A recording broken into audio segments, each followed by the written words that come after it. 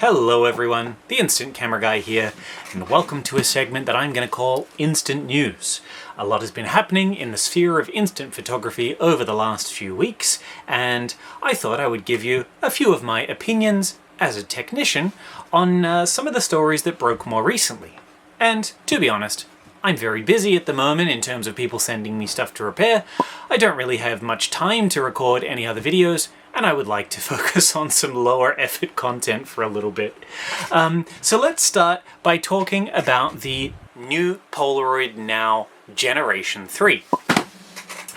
I don't have a Generation 3, but I do happen to have this Generation 1 in my hands here that was sent to me from a client for reasons that I will talk about very, very shortly. But basically, the Polaroid Now has had some forms of upgrades and is now being sold as the Generation 3 version. Reaction to this online seems to be pretty lukewarm in terms of the actual Polaroid community, particularly on Reddit, who focused predominantly on the fact that this camera still doesn't have a user-replaceable battery. It uses the same style of baked-in lithium-ion battery that all I-type cameras to date have had. So a lot of people commenting upset about that. And then the rest of the people commenting just wondering what exactly was new about it. Having a bit of confusion as to, what exactly the new features were, why it was special, why they should buy it over the old ones. And then the third type of comment that I saw commonly posted was people basically just going, oh man, I just bought the Generation 2. Now they go and release the Generation 3. So I figured I would speak a little bit about my perspective as a technician on some of the upgrades that Polaroid have done to this, whether I think they're good or not. I obviously don't have the camera yet because it's only just been released, but I would like to just go through a few things. Number one, that poster on Reddit was absolutely right. Still no user replaceable battery. The reason that I'm holding this Now Generation 1 in my hands is this was actually sent to me very recently by a client of mine from Texas to repair. The Polaroid Now is only 4 years old, and this one was completely dead. The battery could be charged, but effectively the film would eject. You'd get about 3 shots in, and then the camera would just completely seize up and fail to function. I took the thing apart, basically gutted the original battery holder, all the plastic that held it together, replaced it with a larger capacity lithium-ion pouch cell, put it back together, and now it ejects film just fine. Some of the changes that Polaroid are making to the new generation of Now cameras, first of all, they are adding a tripod socket to the bottom. I didn't even notice, but yeah, the Polaroid Now doesn't have a tripod socket. When did that happen? Who thought that was a good idea? I mean, even earlier I-type cameras, such as the 1 Step 2, had a tripod socket in the bottom. Who thought it was a good idea to delete it from the Polaroid Now? It's like they removed a feature only so that they could add it later and advertise it as a selling point. I mean, personally, I think that the very least you can do when you design a camera is stick a tripod socket at the bottom, right? And this is not exclusive to modern Polaroid. I mean, original Polaroid back in the day were just as guilty about it. The original SX-70 never had a tripod socket either. But at least they sold an accessory that would clip to the bottom of the camera that would let you mount it on a tripod. But I digress. One of the easiest ways that you can make a camera able to be more useful is to give it a tripod socket, because it means you can do much longer exposures or simply timed exposures. Mount the thing on a tripod, set up a timer, take a group shot, etc., etc. It doesn't cost a lot. For example, this one, it's just literally molded into the plastic. It's just a matter of designing the mold to have that socket. It doesn't really add a lot of extra cost or anything once you do it. I mean, I would imagine it doesn't. So that was one thing that got pointed out. One thing that I do think is a positive change is they are moving the electric eye from being on the side here, which is sort of the traditional place that instant cameras have had their electric eye. And they are moving it to just under the lens. So right underneath the lens within the hood. Now this is a good idea for 2 reasons, and that is actually the style of design that the Polaroid i2 uses. So I really like to see the fact that they are taking some design cues from their very premium camera and putting it into their lower end cameras. Basically, it's a good idea because it's going to allow exposure to be more accurate. The closer to the lens a viewfinder or the exposure system is, just the more accurate it's going to be, because it's physically closer to the actual bit that's taking a photo. The other reason that I think this is a great idea is it allows you to more easily use filters. If you get a filter and put it over the front of the camera, not only are you going to be covering the lens, but in the Generation 3 of the Polaroid Now, you'll actually be covering the electric eye as well, meaning that the exposure isn't going to suffer because, you know, let's say you put a red filter on there, that red filter may reduce light by like 1 or 2 stops, you're going to need to compensate. Well, if the electric eye is right underneath the lens and the filter covers both, there's no need to compensate, which I think is a really great idea, and I absolutely love to see it. Otherwise, apparently the camera has some redesigned optics, so it's going to have better close-up ability, I guess. And, you know, anything that is going to give us sharper photos gets a tick of approval from my book. One thing that I wish Polaroid would do on some of their cheaper cameras, currently you have to spend quite a lot of money in order to get this feature, would be to put a standard filter thread on the front of the lens. This is something that I don't think would be particularly hard to do. I mean, let's just grab a ruler here. That looks like it's...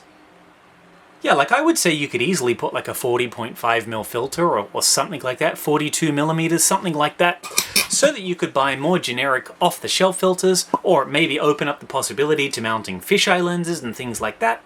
I would love to see Polaroid implement a system like that where filters were just simply easier to add to the camera.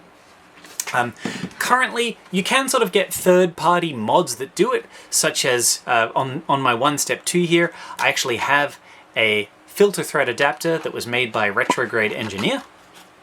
One day I have to do a video on this, by the way. But yeah, you know, I think that having a proper thread just opens up the possibilities a lot more. And Polaroid, if you're watching, I think one of the easiest ways that you could make your cameras more accessible to beginners is to just do those two things. The second you have the ability to easily add filters or easily mount the camera to a tripod, your world of creative possibilities expands by quite a dramatic amount. Now, it was interesting to me to see the launch of the Polaroid Now be received so lukewarmly on Polaroid communities such as Reddit, for example, whereas the new Instax Mini camera by TTArtisans seemed to generate quite a bit of buzz in comparison.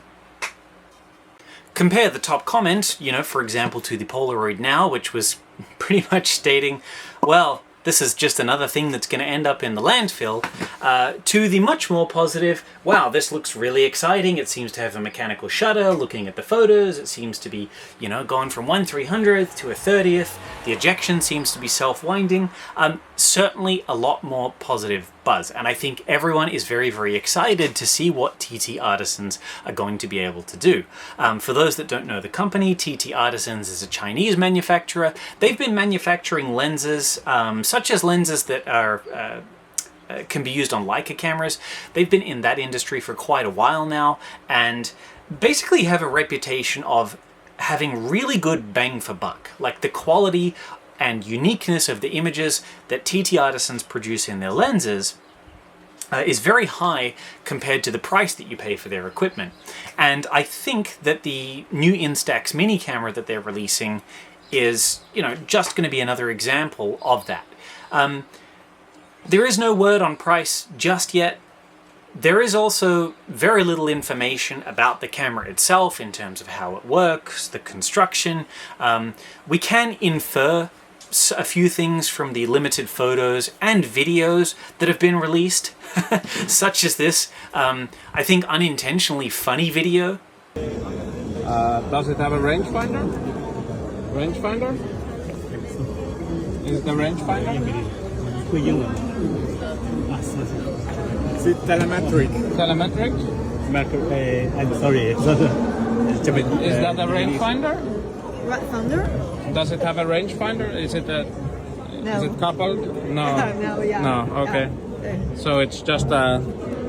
It has a rangefinder. Oh, you just seeing the views across this. Yeah. Yeah. But The only way. okay, let me see. So when you focus, it does move. Yeah. Yeah, it has a rangefinder. Wow. Well, does it have a rangefinder? Look, pro tip. It would have taken you all of 2 seconds to put the camera up to your eye and figure out if it had a rangefinder or not. Just look for the 2 overlapping images. But I digress. This does seem to be a rangefinder camera. Now, as to whether or not that rangefinder is coupled or uncoupled, I have no idea. The specs haven't been released. If it is a true coupled rangefinder, then that would be very, very exciting to me. Because, I mean, other than Leica and I think Fuji making their 670 series, there's very little cameras on the market that are like a true rangefinder. I mean, Mint make an Instax wide rangefinder, but that has a reputation for being quite a bad camera. I've never used one myself. It's just what I hear from other people. So something that is made well, constructed well, with a proper optical rangefinder would be quite an exciting prospect. The camera does appear to have a mechanical shutter. Now, what that shutter is based on, I'm not sure. The entire camera does appear to be somewhat of a clone of the Seagull 203, which was a Chinese 6x6 folding camera. I think that dates back to the 1960s. It's kind of like if that and a Mamiya 6 like smooshed together and had a baby. I think you would get this new TTArtisans camera.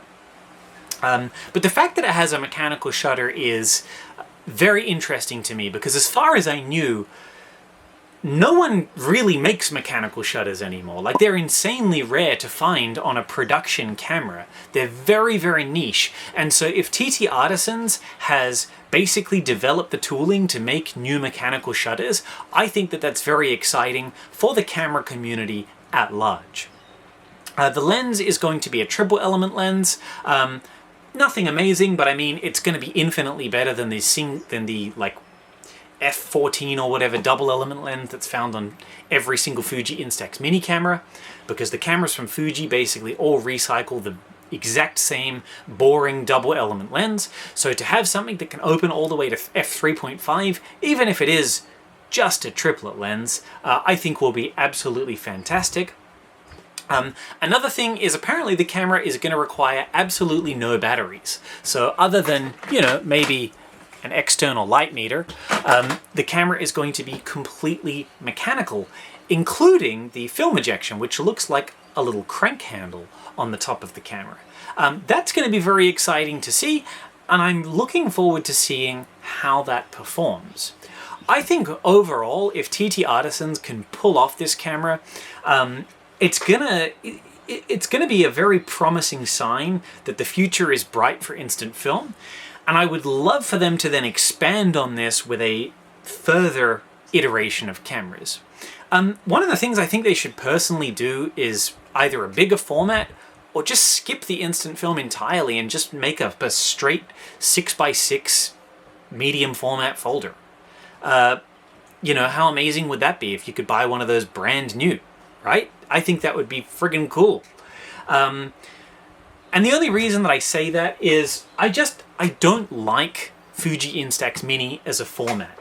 It's just so small. It's tiny. I feel like that Senior Chang meme from Community where he's like squinting to read the paper. I mean, compare that to a regular size like Polaroid. You can fit 2 of them side by side, right? It's just ridiculous. Like I know it's kind of marketed towards teens and more children, but it truly is a child-sized film. I don't like it as a product in particular. I wish that they were focusing on a bigger camera. But the other thing is, just Fuji as a company, I don't really endorse these days. Anyway, ever since they killed off FP100C, I got to witness that in real time, and I read every single one of Dr. Florian Kaps's travelogues as he tried to save all the machinery from Fuji, only to ultimately get told in, you know, some polite words, you know, just forget about it, right? He flew all the way over to Japan, spent a few months and weeks talking to the executives at Fuji who strung him along, only to basically tell him to bugger off. So I don't really support Fuji as a company much, but you know, the fact that options are now out there for better performance in the realm of Instax Mini, I think is really cool. Personally, I don't think I'll be buying one. I'm happy to do a review, TTArtisans, if you want to send me one. I don't think it's really a camera for me. Maybe if they release one in a bigger format, like Instax Wide, for example, I would think about it then. But I certainly think it's cool, if only from the perspective that, well, it might encourage them to make something else in the future. What if they were to team up with Polaroid themselves and come up with a fully mechanical camera for, say, 600 film? I think that would be really cool. I already kind of proved that the proof of concept is there. Imagine if they built something like this, but better. Probably better looking, too. I think that that would be something really cool for them to focus on in the future. So, you know, things are looking good. The last thing that I wanted to cover is that there are some more upgrades happening in terms of the world of SX-70R PCBs. For those that have been hiding under a rock and have no idea what the SX-70R PCB is, watch my video on the subject. They are brand new PCB replacements for the SX-70 that not only offer super accurate automatic exposure with 600 or SX-70 film, but they have a whole bunch of other features that you can access either through use of a dongle or a dedicated phone app. Your choice. You don't obviously need to use those extra features, but they are there if you want them. They have things like self-timers and manual control of shutter speeds. One thing that you guys don't get to see behind the scenes is the SX-70R PCBs that fail on me. Now, this is because they never make it to the customer. They are something that fail as soon as I put them together, and they fail because of factory defects, the result of poor soldering of the microprocessor chip, which is this very small little chip here. The solder required to put it together is very small, and basically if there's too much flux left over or you know, some of those contacts are bridged, the chip can short circuit and basically blow itself up. Like I said, because I thoroughly test all cameras before they get sent out to the clients, this is not something that has ever happened to a client because I pick it up long before it ever gets shipped out to anyone. It's not something that happens, you know, after months. It's something that happens immediately after you wire it together. You go to take your first test photo and it blows up, basically. To solve this issue and make my job easier, Youngmin is actually going to redo the CPU with a much larger package. Now that's going to be great for two reasons. Number one, it's going to make board repair a lot easier for me, because for me to resolder some of those joints is incredibly difficult. And while Youngmin is there redesigning the PCB, I'm also going to get him to use some resistors that are a larger size as well. Because as you can see, there's a lot of blank space on this board that doesn't really do anything. And there's no reason that Youngmin can't make some of the components larger, thus making repairability easier in the future. I think that that's something that all manufacturers should work towards. You know, basically use the biggest components that you can inside the package that you have. It makes things easier to fix, right? And so that is something that'll be happening on new generations. I expect them to arrive probably after April, May.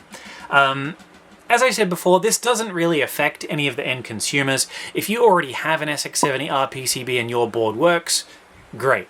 It's gonna keep working. I haven't had a single one of the boards that I've put into clients' cameras fail on me, and I don't expect any to fail anytime soon. They are, after all, brand new.